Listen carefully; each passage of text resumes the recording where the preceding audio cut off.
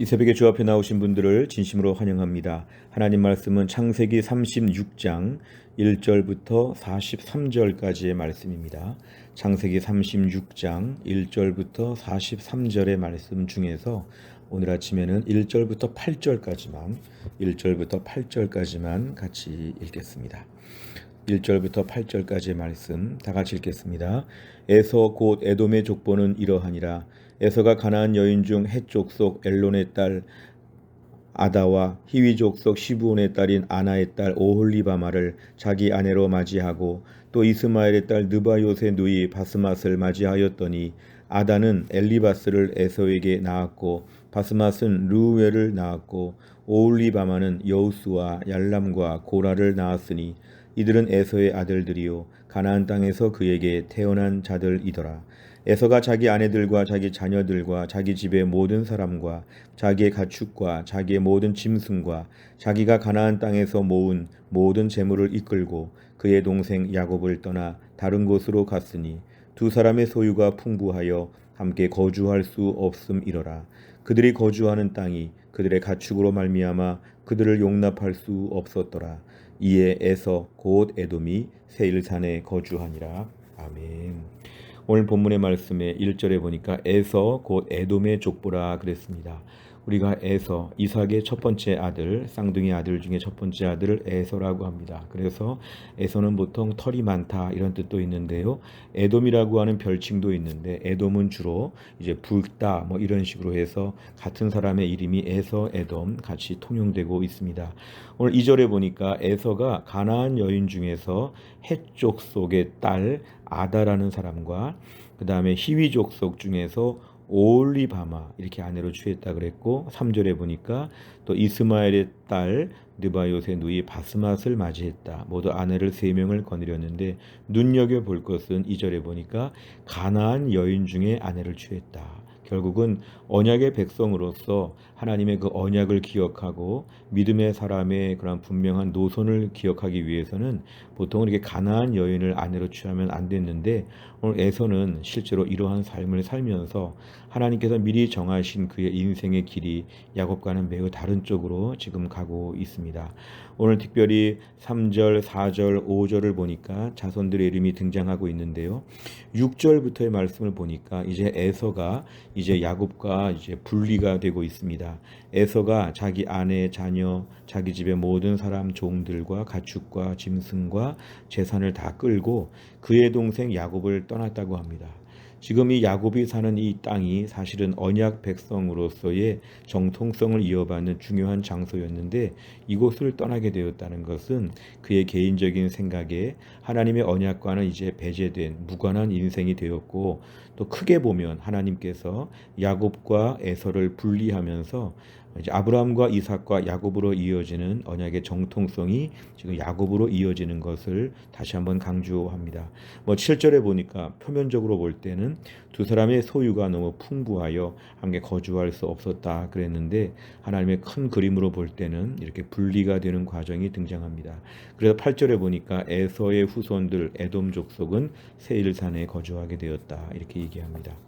내용 관찰을 보시면 첫째, 에서는 어느 족속의 여인들을 아내로 맞이합니까? 2절과 3절에 보니까 가나안 여인 중에 헷 족속, 히위 족속, 3절에 보니까 이스마엘의 딸 뭐 이렇게 해가지고 결국은 언약과는 멀어지는 쪽으로 결혼이 이미 진행되게 되었습니다.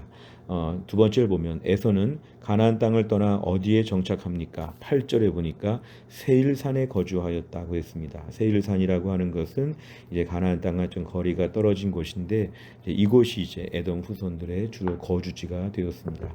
세 번째를 보면 에서가 가나안 땅이 아닌 세일산으로 거주지를 옮긴 근본적인 이유는 무엇입니까? 우선 피상적인 이유를 보면 7절에 두 사람의 소유가 매우 풍부하여 함께 거주할 수 없게 되었으니까 아예 둘 사이에 먼 거리를 두고 서로 따로따로 살겠다 뭐 이런 뜻인데요.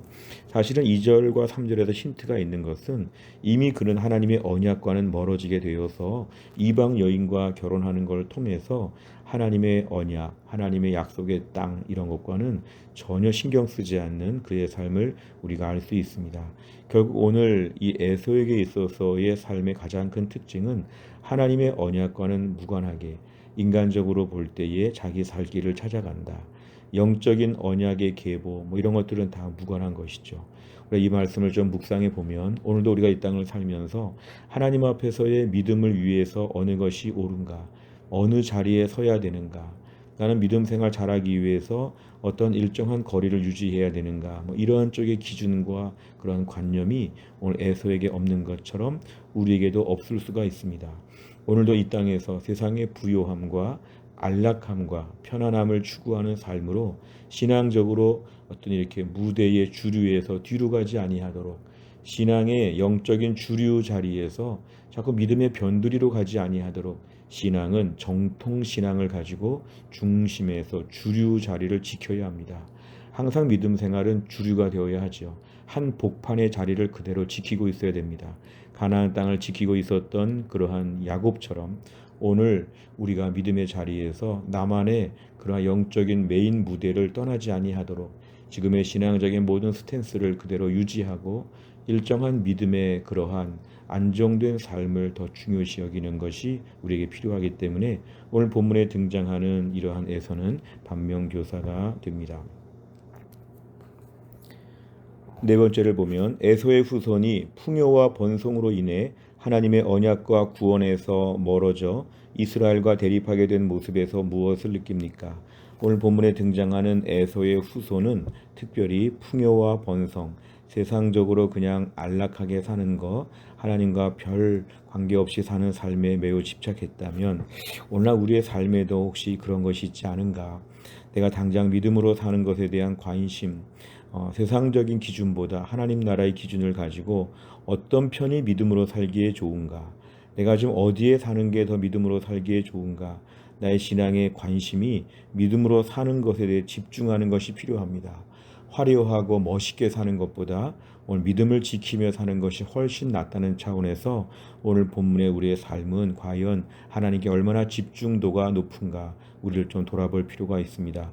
세상적으로 볼 때의 삶보다 하나님 앞에서의 삶에 더 집중하는 것, 언약의 백성은 믿음의 자리를 지키는 게 참으로 중요하다. 오늘도 믿음의 자리를 얼마나 지키고 있었는가, 최근에 나태하고 느슨하고 타협한 점들을 한번 돌아보시기를 바랍니다. 다섯 번째를 보면 하나님의 뜻보다 내 뜻과 판단을 더 중요하게 여겨 순종하지 못한 적은 언제입니까? 내 뜻을 내려놓고 하나님의 기뻐하시는 뜻에 순종하기 위해 무엇을 실천하겠습니까? 또한 나를 살면서도 오늘도 나는 약속의 땅에 거주하는 게 필요합니다. 가나안 땅에 거주하는 야곱과 가나안 땅을 떠나버린 에서의 삶을 비교해 보면 오늘도 우리는 이 땅에서 믿음을 지키며 계속 영적 중요한 자리에 서 있어야 합니다. 예배의 자리, 기도의 자리, 은혜의 자리, 하나님의 모든 그런 영적인 풍요로움을 느끼는 자리에서 오늘 자리를 꼭 지키게 하여 주옵시고 여기저기 돌아다니거나 마음을 빼앗기지 아니하도록 하나님 도와주시옵소서. 또한 나를 살면서도 오늘도 하나님의 은혜를 사모하는 가운데 영적 주류가 되어서 약속의 모든 축복을 다 받을 수 있기를 간절히 바랍니다. 기도하겠습니다. 하나님 아버지 감사합니다. 오늘 말씀을 통하여 우리에게 귀한 은혜를 베풀어 주신 것을 감사합니다. 오늘 본문에 등장하는 에서 하나님 아버지 세상적인 축복과 화려함을 누렸지만 약속의 땅을 쉽게 떠나서 하나님 아버지 엉뚱한 땅으로 가서 사는 것을 보았습니다. 하나님 아버지 그의 가치관이 약속과 하나님의 은혜와 언약은 완전히 무관했던 그의 세상적인 안목의 삶을 보았습니다. 오늘도 우리의 삶이 에서와 같은 부분이 있지 않은지를 하나님 앞에 돌아봅니다. 세상적으로 잘 먹고 잘 살고 화려하게 살고 멋지게 사는 것에 우리의 마음이 쏠리지 않게 하여 주시고 오늘도 약속의 땅 가나안 땅에서 믿음을 지키며 야곱처럼 신실한 삶을 꾸준히 감당하게 하여 주옵소서. 내 인생의 또 한 날을 하나님의 언약을 붙잡고 살게 하여 주시고 오늘도 불편하고 힘들어도 날마다 믿음의 자리를 성실하게 지키는 가운데 하나님의 백성으로서의 또 한 날을 감당하게 하여 주옵소서. 한 날의 일정을 주님께 의지하오며 예수님의 이름으로 기도하옵나이다. 아멘. 매주 화요일마다 기도하는 100대 기도 제목은 교회를 섬기는 분들을 위해 기도합니다. 29번부터 42번까지 오늘 꼭 기도해 주시기를 바랍니다. 주기도문 하겠습니다. 하늘에 계신 우리 아버지여, 이름이 거룩히 여김을 받으시오며 나라의 임하옵시며 뜻이 하늘에서 이룬 것 같이 땅에서도 이루어지이다. 오늘날 우리에게 일용할 양식을 주옵시고 우리가 우리에게 죄 지은 자를 사하여 준 것 같이 우리 죄를 사하여 주옵시고 우리를 시험에 들게 하지 마옵시고 다만 악에서 구하옵소서. 대개 나라와 권세와 영광이 아버지께 영원히 있사옵나이다. 아멘.